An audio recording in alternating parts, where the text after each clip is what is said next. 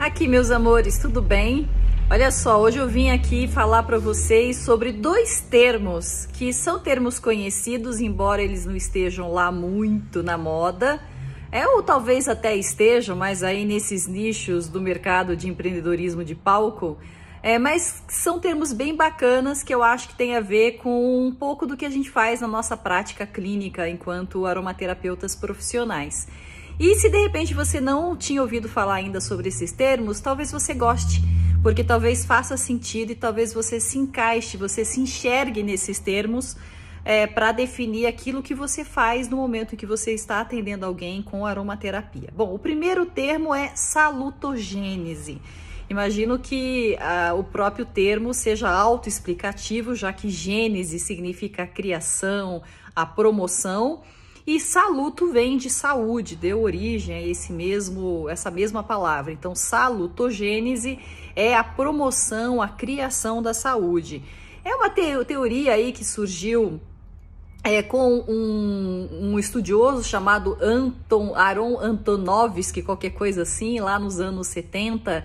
E ele ficou interessado em entender como é que as pessoas adquiriam a saúde, como é que elas se tornavam saudáveis, que tipos de comportamentos e hábitos essa pessoa tinha. E muito interessante porque focada na compreensão do fenômeno da coerência. Então, a coerência como aquele fenômeno em que as coisas acabam fazendo sentido na vida da pessoa, ela ganha aquele fenômeno que apareceu, ela consegue reagir àquele fenômeno, àquele acontecimento, consegue dar um significado para ele, consegue dar uma coerência para aquele acontecimento, para aquela contingência na sua vida. E isso é um fator de promoção de saúde.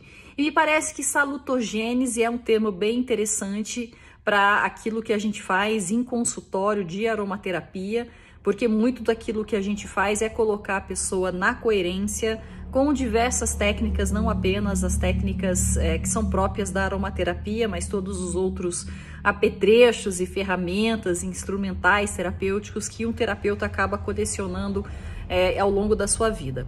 O outro termo que eu queria passar para vocês, ele talvez seja menos conhecido do que o termo salutogênese, que é o termo da andragogia. Bom, nós não temos o termo pedagogia. Pedagogia, então, a gente vai ensinar a criança, certo? Técnicas para ensinar as crianças. Quando a gente não tem também pediatria, né? Então, pediatria, pedagogia, muito bem. Quando a gente vai falar do ensino de adultos, a gente vai falar de andragogia, né? Então, justamente esse radical aí se refere a adultos.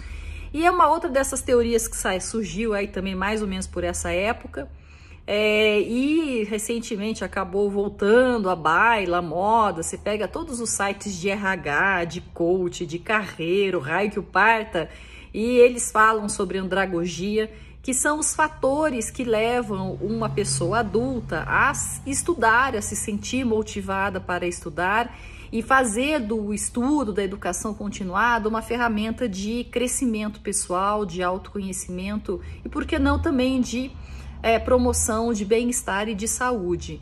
E eu penso que muitas vezes em consultório, pelo menos da maneira como eu acabo atendendo, eu me vejo como no papel de uma professora de adultos, né?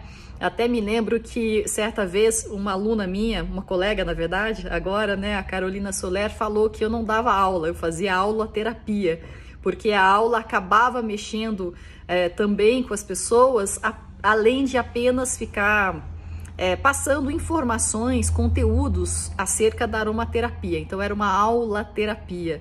E eu imagino que todo mundo que esteja no mercado de educação com adultos, não propriamente a faculdade, mas assim, adultos já formados que trabalham, adultos que estão buscando novas habilidades comportamentais ou novos conhecimentos conteudísticos, entende que ensinar alunos é uma coisa completamente de ensinar crianças, adolescentes ou então jovens universitários.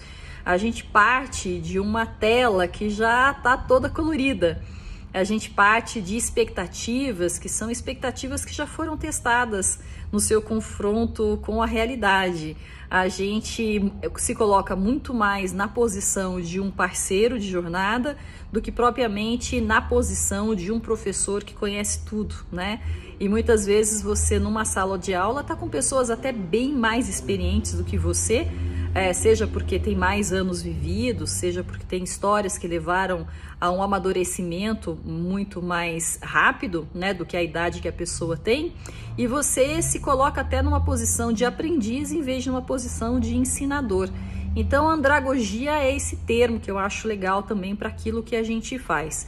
Eu entendo que haja essa necessidade por parte dos aromaterapeutas de rotularem aquilo que eles fazem, ou talvez especificarem com termos mais precisos aquilo que eles fazem num atendimento de aromaterapia. Por quê? Porque a aromaterapia é um campo muito vasto, né? E não existe uma aromaterapia, existem aromaterapias. A aromaterapia é uma ferramenta de trabalho, né? É uma arte terapêutica que se presta a vários tipos de conhecimentos em saúde.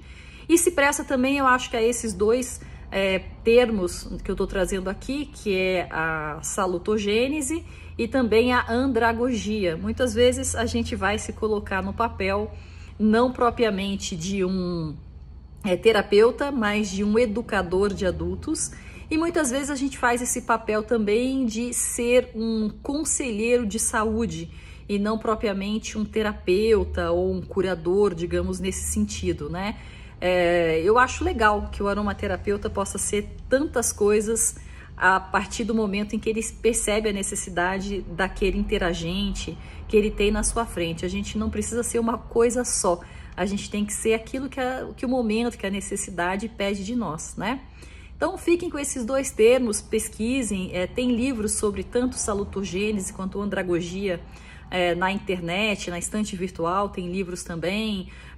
Se vocês forem buscar na internet, tentem buscar artigos científicos na base Cielo, que tem muito material produzido, assim vocês ficam lendo uma coisa mais acadêmica em vez de ficar lendo as coisas mais marketeadas para esse mercado de empreendedorismo de palco e para aceleração de carreira, que é um negócio meio brega. Então, os artigos científicos na Cielo costumam ser bastante gostosos na área de ciências humanas, ciências pedagógicas e tudo mais, então eu acho que tem bastante material lá legal para vocês aprenderem, tá bom? Então me contem aí se vocês em algum momento já se viram na pele de um salutogenista, não sei se existe essa palavra, ou então de um andragogo.